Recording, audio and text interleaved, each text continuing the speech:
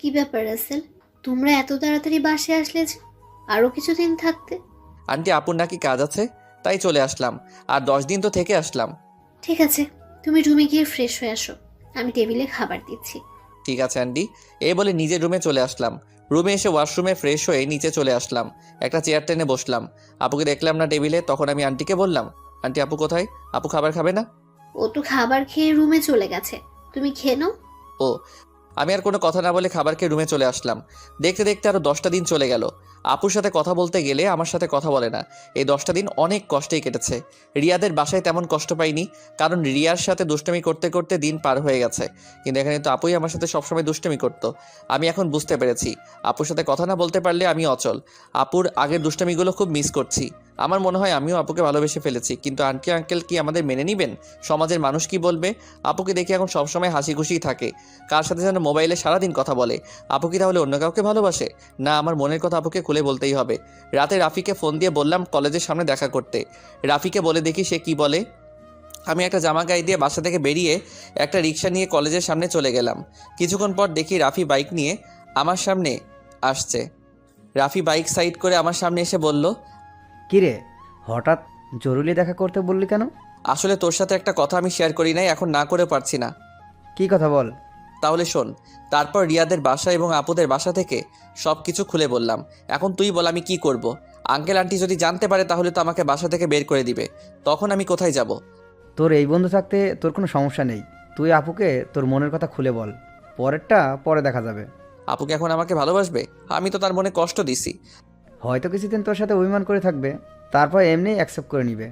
আমার মনে হয় আপু অন্য কোনো ছেলেকে ভালোবাসে। সারাদিন দেখি কার সাথে যেন মোবাইলে হেসে হেসে কথা বলে। আগে তুই আপুকে মনের কথা খুলে বল, তারপর দেখ আপু কি বলে। যদি রাজি না হয়, তারপরেও তুই আপুর পিছনে লেগে থাকবি। তোকে যদি সত্যি ভালোবাসে, তাহলে দেখবি তোর সাথে বেশি দিন অভিমান করে থাকতে পারবে না। তুই আপুর সব অত্যাচার সহ্য করে নিবি। ঠিক আছে, আজকে আমি আপুকে মনের কথা খুলে বলবো। আমি আর থাকতে পারছি না। এই 10টা দিন আমি অনেক কষ্ট পেয়েছি। ওকে, চল তোকে বাসায় নামিয়ে দিই। ঠিক আছে, চল। আমি রাফির বাইকে করে বাসায় চলে আসলাম। রাফি আমাকে নামিয়ে দিয়ে চলে গেল। বাসার ভিতরে ঢুকে দেখি একটা গাড়ি, কিন্তু গাড়িটা তো আঙ্কেলের না। তাহলে বাসায় কারা এসেছে? আমি দরজার সামনে দাঁড়িয়ে কলিং বেল চাপ দিলাম। খালা এসে দরজা খুলে দিল। আমি ভিতরে ঢুকে দেখি আপু শাড়ি পরে মেহমানদের সামনে বসে আছে। আবার একটা ছেলে দেখি তাদের সাথে আছে। আঙ্কেল দেখি বাসায়। সবাইকে অনেক খুশি খুশি লাগছে। আমাকে দেখে আঙ্কেল বলল, রাসেল, তুমি সকালে কোথায় গিয়েছিলে? আঙ্কেল আঙ্কেল রাফির সাথে ছিলাম। ও, তা দাঁড়িয়ে আছো কেন? বসো। দেখো, নাদিয়াকে ওরা দেখতে এসেছে। তাদের নাদিয়াকে পছন্দ হয়েছে। এখন বিয়ের দিন তারিখ ঠিক করবে। নাদিয়াপুর বিয়ের কথা শুনে আমার পায়ের নিচের মাটি সরে গেল। এখনই সবার সামনে বলতে ইচ্ছে করছে, নাদিয়াপু তুমি বিয়েটা করো না। আমি তোমাকে ছাড়া থাকতে পারবো না। আমি তোমাকে অনেক ভালোবেসে ফেলেছি, কিন্তু সেটা আর বলতে পারছি না। তাদের দেখে বোঝা যাচ্ছে তারা এই বিয়েতে অনেক খুশি। সবচেয়ে বড় কথা হলো আপুকেও দেখি অনেক খুশি। তাদের এই খুশির মাঝে আমার ভালোবাসার কথা বলতে পারবো না। আমি চাই না আমার কারণে তাদের খুশি নষ্ট হয়ে যাক। আর ছেলেটা দেখতে অনেক সুন্দর, আপুর সাথে ভালো মানাবে। আমি নিজের কষ্ট চেপে রেখে তখন আমি বললাম, তাহলে তো অনেক ভালো, তোমরা যেটা ভালো মনে করো। তোর কি ছেলেকে পছন্দ হয়েছে? ওনাকে পছন্দ না হওয়ার কি আছে? দেখতে অনেক সুন্দর, আপুর সাথে ভালো মানাবে। তাহলে আমরা বিয়ের 3 তারিখ ঠিক করতে পারি। তারপর তারা বিয়ের দিন তারিখ ঠিক করলো। আগামী শুক্রবার আপুর বিয়ে। আমি আর তাদের মধ্যে না থেকে নিজের রুমে চলে আসলাম। দরজা আটকে দিয়ে অনেক কান্না করতে লাগলাম। জীবনে কোনো মেয়েকে ভালোবাসি নাই, এই প্রথম একজনকে ভালোবাসলাম, কিন্তু তাকে আর বলতে পারলাম না। বলার আগেই তার বিয়ে ঠিক হয়ে গেল। হঠাৎ আমার মোবাইলটা বেজে উঠলো। দেখি রিয়া ফোন দিছে। আজকে এতদিন পরে রিয়া আজকে ফোন দিছে। চোখের পানি মুছে ফোনটা রিসিভ করলাম। কিরে, কেমন আছিস? আছি কোনো রকম। তুই কেমন আছিস? আমি আলহামদুলিল্লাহ ভালো আছি। মামা মামি তারা কেমন আছে? সবাই ভালো আছে, কিন্তু তোর কথা কেমন জানি লাগছে। কি হয়েছে তোর? আমার তো কিছুই হয়নি। তুই মনে হয় আমার কাছে কিছু লুকাচ্ছিস। বল, কি হয়েছে তোর? বলতে পারি, কিন্তু তুই আমাকে কথা দিতে হবে তুই কাউকে কিছু বলবি না। ঠিক আছে, বলবো না। এবার বল। তাহলে শোন। এটা তুই কি বলছিস? আমি ফুপা ফুপির সাথে কথা বলি? না রে, তারা শুনলে অনেক কষ্ট পাবে। তারা এই বিয়েতে অনেক খুশি। তাহলে তুই কষ্ট পাচ্ছিস কেন? আমি কষ্ট পেলে কিছু হবে না। আমি চাই না আমার কারণে তাদের আশা ভরসা সব নষ্ট হয়ে যাক। তুই কি পারবি আপুকে ভুলে থাকতে? আমাকে ভুলে থাকার চেষ্টা করতে হবে। এই বিয়েতে আপু রাজি আছে। তাহলে আপু যখন তোকে ভালোবাসার কথা বলেছে তখন রাজি হোস নাই কেন? তখন তো আমি আপুকে ওই চোখে দেখি নাই, আমার বড় বোনের মতো দেখেছি। আর আঙ্কেল আন্টি এবং সমাজের কথা চিন্তা করে আপুকে মানা করে দেই। তখন যদি রাজি হইতি তাহলে আজকে আর কষ্ট পেতে হতো না। এখন তুই কি করবি? এখন আমি আপুকে ভুলে থাকার চেষ্টা করব। আপুর বিয়ে হয়ে গেলে আঙ্কেল আন্টি একা হয়ে যাবে, তাই আমি চাই বাকিটা জীবন তাদের সাথে পার করে দিতে। ঠিক আছে, তাহলে ভালো থাকিস। আর যা কিছু করিস চিন্তা ভাবনা করে করিস। বাই। এই বলে রিয়া ফোন কেটে দিল। আমার চোখ দিয়ে আবার পানি পড়তে শুরু করলো। কান্না করতে করতে নিচে ঘুমিয়ে গেলাম। রাতে সবাই টেবিলে বসে খাবার খেতে লাগলাম। তখন আঙ্কেল বলল, রাসেল, আমি চাই নাদিয়ার বিয়ের সব কিছু তুমি করবে। ঠিক আছে আঙ্কেল। আরে রাসেল, তোমার চোখ দুটো লাল হয়ে আছে কেন? কি হয়েছে তোমার? আসলে আন্টি চোখে কি যেন পড়েছে, তাই লাল হয়ে গেছে। চিন্তা করবেন না, এমনি ঠিক হয়ে যাবে। আমি নাদিয়া আপুর দিকে তাকিয়ে দেখি এক মনে খাবার খেয়ে যাচ্ছে। আমি তার থেকে চোখ সরিয়ে হালকা খাবারকে রুমে চলে আসলাম। রুমে এসে দেখি মোবাইলটা বাজতে আছে। হাতে নিয়ে দেখি রাফি ফোন দিছে। আমি রিসিভ করার পর রাফি বলল, কিরে কেমন আছিস? আপুকে কি ভালোবাসার কথা বলেছিস? আমি ভালো আছি, আর আপুকে ভালোবাসার কথা বলতে পারি নাই। কেন, কি হয়েছে? আপুর বিয়ে ঠিক হয়ে গেছে, তাই আর আমার মনের কথা খুলে বলতে পারি নাই। কি বলছিস তুই? কোথায় বিয়ে ঠিক হয়েছে? ছেলের বাড়ি কোথায় সেটা বলতে পারবো না। ছেলেটা দেখতে অনেক সুন্দর। তুই আমাকে বাসার সামনে নামিয়ে দিয়ে যাওয়ার পর তারপর সব খুলে বললাম। এটা তুই কি বলছিস? তুই কি পারবি আপুকে ভুলে থাকতে? তুই একবার আঙ্কেল আন্টিকে কথা খুলে বল, আর না হয় আপুকে বল। না রে, আমি চাই না আমার কথা শুনে তারা কষ্ট পাক। এই বিয়েতে তারা সবাই খুশি আছে, আর নাদিয়া আপুও রাজি আছে। আঙ্কেল আন্টির কথা চিন্তা করে নিজেকে কষ্ট দিবি? তুই কি থাকতে পারবি? শোন, আঙ্কেল আমাকে রাস্তা থেকে তুলে এনে তাদের বাসায় ঠাঁই দিছে। তাদের মতো একটা পরিবার পেয়েছি। আমার মতো এতিম ছেলেকে নিজের ছেলের মতো দেখেছে। তাহলে আমি এই কথা বলি কেমন করে? আর নাদিয়া আপুকে আমি ভুলে যাব? কিছুদিন গেলে সব কিছু ঠিক হয়ে যাবে। তুই মানুষ না রে, তুই একটা ফেরেস্তা। তোর মতো বন্ধু পাওয়া ভাগ্যের ব্যাপার। ঠিক আছে, ভালো থাকিস। কালকে থেকে বিয়ের সব কিছু আমাকে করতে হবে, আজকে আঙ্কেল বলেছে। ওকে, ভালো থাকিস। আল্লাহ হাফেজ। এই বলে রাফি ফোন কেটে দিল। আমি নিজেকে যতই শক্ত রাখার চেষ্টা করি, কিন্তু আমি তা পারছি না। বারবার আপুর চেহারাটা চোখের সামনে ভেসে আসছে। আর কিছু না ভেবে ঘুমিয়ে পড়লাম। সকালে ঘুম থেকে উঠতে দেরি হয়ে গেছে। আজকে আমাকে কেউ ডাকতে আসে নাই। মনে হয় কাজে কামে বিজি সবাই। আমি বিছানা থেকে নেমে ওয়াশরুমে চলে গেলাম।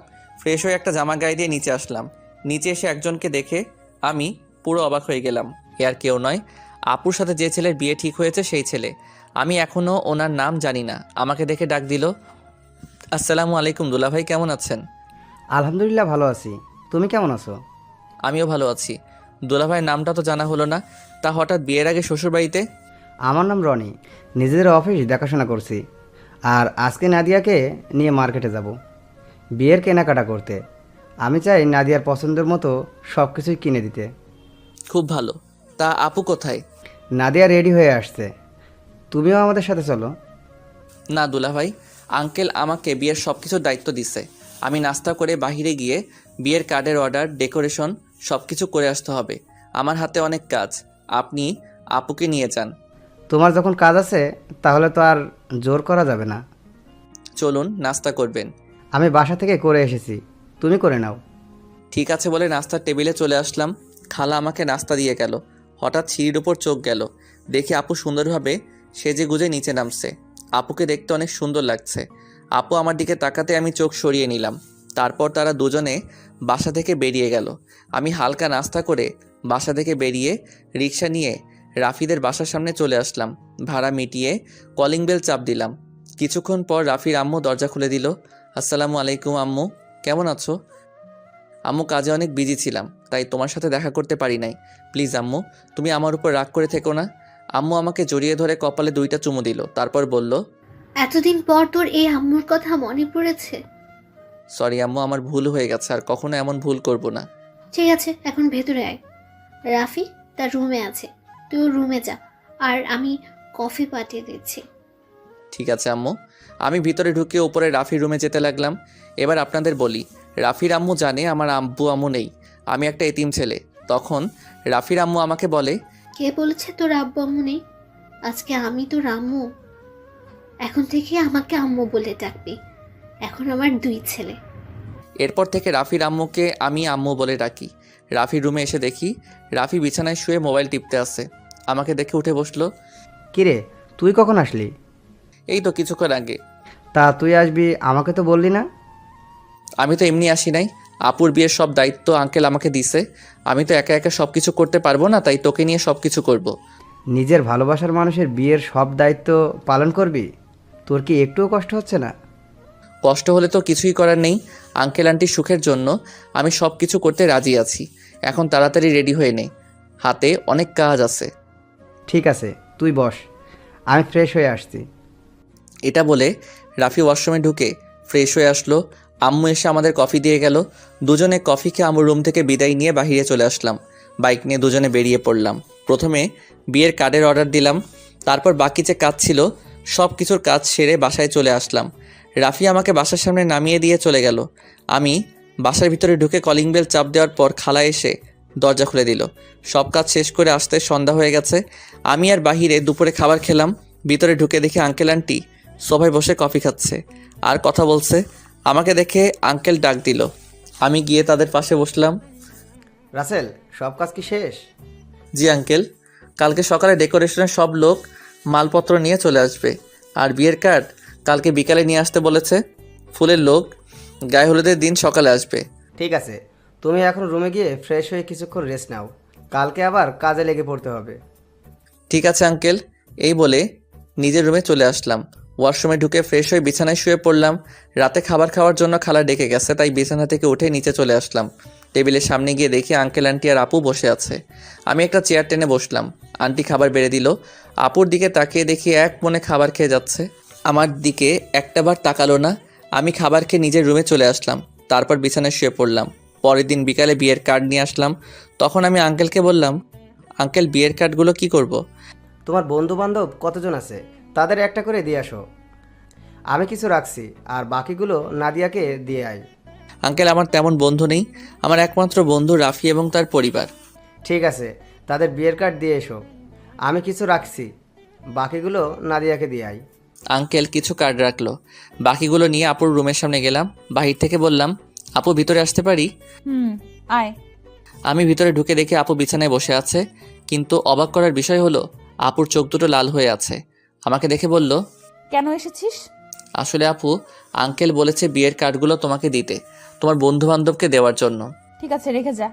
আমি বিছানার উপরে কার্ডগুলো রেখে যেই না রুম থেকে বেরিয়ে যাব, তখন আপু আমাকে পিছন থেকে জড়িয়ে ধরে কান্না করে দিল। আমি আপুকে আমার দিকে ঘুরিয়ে বললাম, আপু তুমি কান্না করছো কেন? তুই কি মানুষ নাকি অন্য কিছু? আপু হঠাৎ এই কথা বললে কেন? আমাকে রিয়া ফোন করে সব বলে দিছে। তুই আমাকে ভালোবাসার কথা বললি না কেন? আমি তোমাকে যেদিন বলতে যাব সেদিন দেখি তোমাকে ছেলেপক্ষ দেখতে এসেছে, তাই আর বলি নাই। তুই তো আমাকে একটাবার বলে দেখতি, তোকে আমি এখনো অনেক ভালোবাসি। সেটা আর কখনো সম্ভব না। তোমার বিয়ে ঠিক হয়ে গেছে। এই বিয়েতে আঙ্কেল আন্টি অনেক খুশি। আমি চাই না তাদের মনে কষ্ট দিতে। তুই মা বাবার সুখের কথা চিন্তা করে নিজের ভালোবাসা কোরবানি করে দিবি? এছাড়া আমার কোনো উপায় নেই। ঠিক আছে, তুই যখন মা বাবার সুখের কথা চিন্তা করে আমাকে বিয়ে করবি না, তাহলে আমি রনিকে বিয়ে করব, কিন্তু কখনো রনিকে স্বামীর অধিকার দিব না। আমি তোকে ভালোবাসি আর সারা জীবন বেঁচে যাব। আপু তুমি এমন পাগলামি করো না। আমাকে তুমি ভুলে যাও। নিজের বাবা মার কথা একটাবার চিন্তা করো। তোমার এই বিয়েতে তারা অনেক খুশি। তুই আমার রুম থেকে বেরিয়ে যা। যে ছেলে নিজের ভালোবাসার মানুষকে অন্য ছেলের হাতে তুলে দিতে রাজি আছে, সে কখনো কাউকে ভালোবাসতে পারে না। আমি আর কোনো কথা না বলে নিজের রুমে চলে আসলাম। নিজের চোখ দিয়ে 2 ফোঁটা পানি পড়ে গেল। আপু আমি তোমাকে অনেক ভালোবাসি। তুমি যদি আমার জায়গায় হতে তাহলে তুমি তাই করতে। আমার কিছু করার নেই। দেখতে দেখতে বিয়ের দিন চলে এসেছে। আপুর বিয়েতে সবাই এসেছে। আজকে আপুর গায়ে হলুদ। আপুকে স্টেজে আনা হয়েছে। এক এক করে সবাই আপুকে হলুদ লাগাতে লাগলো। আমি একটু দূরে দাঁড়িয়ে দাঁড়িয়ে দেখতে লাগলাম। হলুদ শাড়িতে আপুকে অনেক সুন্দর লাগছে, যেন একটা পরী সামনে বসে আছে। রিয়া আমার সামনে এসে বলল, এরপর কি হয়েছে জানতে চাইলে সাবস্ক্রাইব করে পাশে রাখা বেল আইকনটি বাজিয়ে রাখুন পরবর্তী পার্ট মিস না করতে চাইলে। ধন্যবাদ সবাইকে আমাদের পাশে থাকার জন্য।